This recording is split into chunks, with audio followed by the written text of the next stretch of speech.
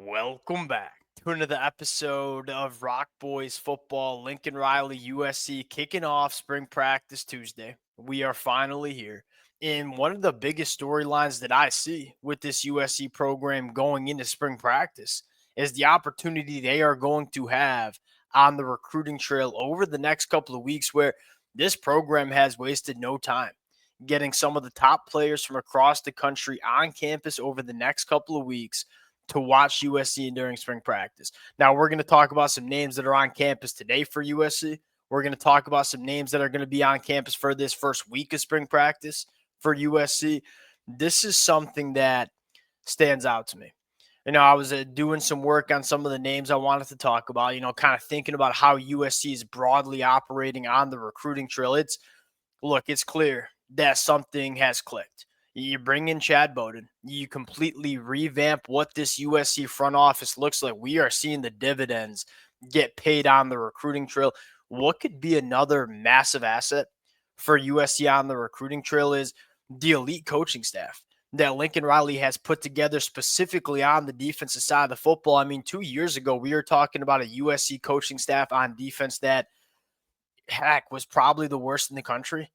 Alex Grinch and company, that was a disaster of a USC coaching staff. You fast forward to where we are going into 2025, Dan Lynn, one of the best defensive coordinators in the country, in my opinion, Coach Henderson and Coach Sean Nua on the defensive line.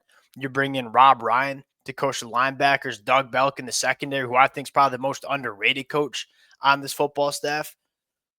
Getting these guys on campus during spring practice to get a firsthand account of what this USC coaching staff brings to the table on the practice field. That's an asset on the recruiting trail that USC didn't have 2 years ago. And now they have it. They have compiled one of the best coaching staffs in the country, and getting all these top prospects on campus to watch these coaches in action. That is something that excites me, and I think should excite a lot of USC fans in terms of what they can do on the recruiting trail over the next couple of weeks and months during this spring practice period. Now, I want to get into a few names that I think are worth noting. This will be fun because, we've talked a lot about some of the same names for USC in this 2026 class. It's kind of clear who the top targets are. We got some new names that I want to mention as well. Before we get into it, as always, the USC fans, look, we've been saying this for the last couple of weeks, buckle up. It's going to be really fun. We got position battles to talk about.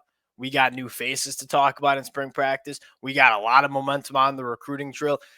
Infinite talking points around this USC program over the next couple of months. And the USC fans, y'all know I've been having a blast talking this program. The amount of support y'all have shown the fellas has been absolutely amazing. Appreciate you guys. If y'all do enjoy the content, consider subscribing to the channel. Without further ado, let's get into it. And let's start with the headliner, at least in my opinion, and that is Brandon Arrington. We've talked a lot about him. He's a guy that, I saw some USC fans in the comment section talking about what position he's going to play: cornerback, wide receiver.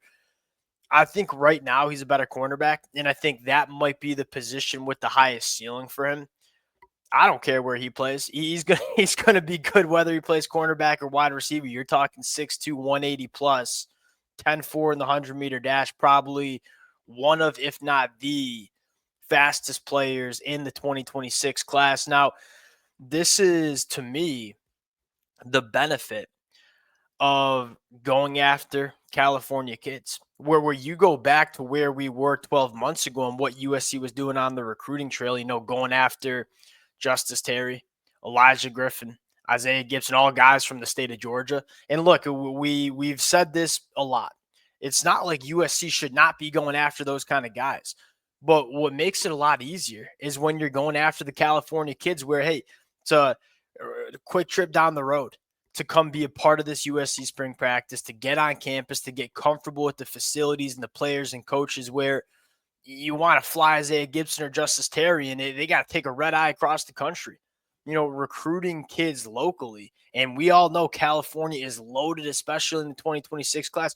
You're going to get so many really good football players on campus consistently over the next couple of weeks and months during spring practice. That's the best asset that you get when you are recruiting local, hometown kids is you can get them on campus a ton. Go back to 12 months ago when you landed the commitment of Isaiah Gibson and Justice Terry on the same day. We were all fired up. We broke down the commitments. We're talking about what that class was going to look like in 2025, and then they didn't get on campus ever again. And the kind of the reverse is they're on campus a lot for in Athens, Georgia. Kirby Smart's knocking on that door a lot. When you're going after these kind of kids like Brandon Arrington, hey, you can go check in on Brandon Arrington a lot, and you can get him on campus a lot. And I think USC is really going to lean into this as spring practice opens up. Now, another name, and this is a new name to the USC fans. A lot of USC fans who've been rocking with the fellas for a while here. We've talked a lot about the same names. Kenneth Goodwin. This is a guy that I wasn't all that familiar with until I saw his name pop up taking a visit to USC.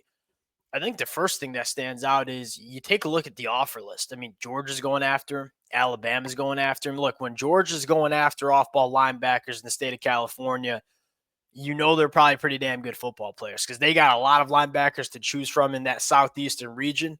If they're going all the way out to California to recruit a kid, they're kind of that guy. Then you turn on the film for Kenneth Goodwin, and it matches up. This is the type of linebacker that USC has really changed to go after over the last 12 months.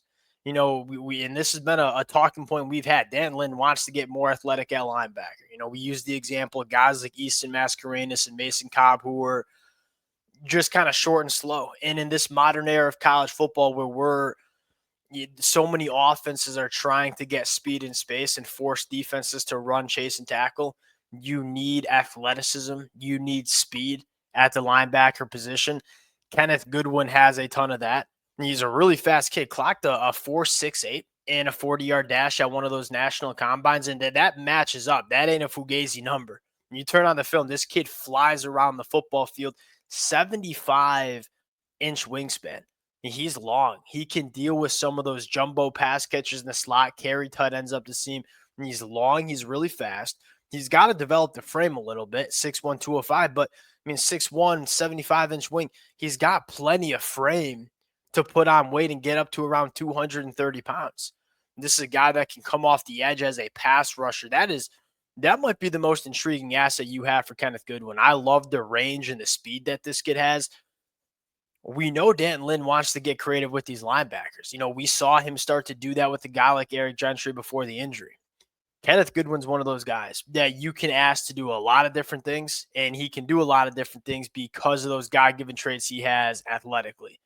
This is, you have Xavier Griffin, who kind of fits the Kenneth Goodwin mold as well. You're going after Tolona Illy really hard. This is another name. If you're looking for a third linebacker to take for USC in 2026, this would be a name that I would be very excited about for USC in the 2026 class. Now, going to the weekend visitors, this is where it gets fun. You get Albert Hill back on campus, and this is one of those out-of-state targets that USC seems to have a lot of momentum with. And he is clearly very interested in coming to USC. This is probably going to be a little bit more of a nickel cornerback. I don't get why there's a stigma around this. He's a little bit shorter. He is elite short area quicks. He tackles really well. There's a reason he is a bona fide blue chip prospect, even though he's only 5'10". It's rare to see cornerbacks or defensive backs, I should say, that short be ranked that high. Well, Albert Hill is deserving of it because he's a really, really good football player. This nickel cornerback position is becoming, at least in my opinion, one of the most important parts of any defense in college football. Very rarely do you play with three linebackers anymore. You're playing with the nickel. You're playing with the fifth defensive back. Well, when you decide to play with the fifth defensive back, they have to be able to do a lot of different things. You have to have nickels that are very versatile. Can you hold up in coverage? You better if you're coming in to play a defensive back. But you're also, if you're coming in to replace a linebacker and only have two linebackers and five defensive backs, and you're going to be lining up in the tackle box, you have to be able to support the run, be physical, and tackle. Albert Hill can do all of those things. And Albert Hill's a guy that we'll kind of see where this one, y'all know I'm a Michigan fan, so I'm rooting for USC here. Pluck him right out of Ohio, bring him to USC. I'm certainly behind that. Another name to monitor, Cody Green going to be back on campus again. The benefit of going after these local kids, you can get them on campus a heck of a lot more than all these other programs going after. That's a 3-horse race here. He's committed to Oregon. Texas is in this. USC is in it too. Hometown school. Get him on campus as many times as you can. We all know about Cody Green, one of those blue chip tackles in this 2026 class. 84-inch arms, or 84-inch wing, I should say. Lot to like about Cody Green. Here's another name that if I'm a USC fan, my ears perked up a little bit. I'm doing some work on these guys that are going to take visits. Nasir Rankin. Now I'm a Michigan fan. Y'all know that. Michigan's going after him too. This kid has a ton of juice. Now, he could play wide receiver. He could play defensive back. To me, he's a wide receiver all the way, a slot wide receiver, because when you turn on the film, this kid with the football in his hands is dynamite. You want him on the offensive side of the football. You want him having the football in his hands because he's one of those guys that he has, for lack of better terms, the it factor. It is some freaky juice when this kid has the football in his hands, not only in terms of straight line speed, he's very fast. They call him NASCAR, I believe. But the short area quicks, the ability to make people miss. We know this USC offense is predicated on speed and space. Lincoln Riley, he simplifies it a lot. Hey, we want to get our best players the football in space, let them go to work.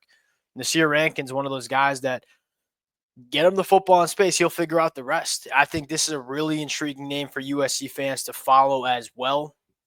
It's going to be fun. I think you're going to see more names added to the list. Now, I think the next thing we're going to talk about is some of the position battles that we are seeing play out for USC in spring practice. Lincoln Riley got up yesterday on like a USC talk show, said it's a legit quarterback battle that USC is having going into spring practice. Now, I think Jaden is the guy, and Lincoln Riley noted that Jaden did some really good things in 2024, had some really, really good offseason. I think a lot of USC fans expect Jaden to be the quarterback one. I probably do too at this point. Lincoln Riley said, hey, we want to be competitive at every single position. You have to have competition. So we'll see how that plays out as well. We'll pause it there. A lot of exciting storylines coming up for USC. We'll talk about some of the position battles as we get a little bit more intel coming out of spring practice. Appreciate you guys. If y'all do enjoy the content, consider subscribing to the channel. We'll talk to y'all later. Peace.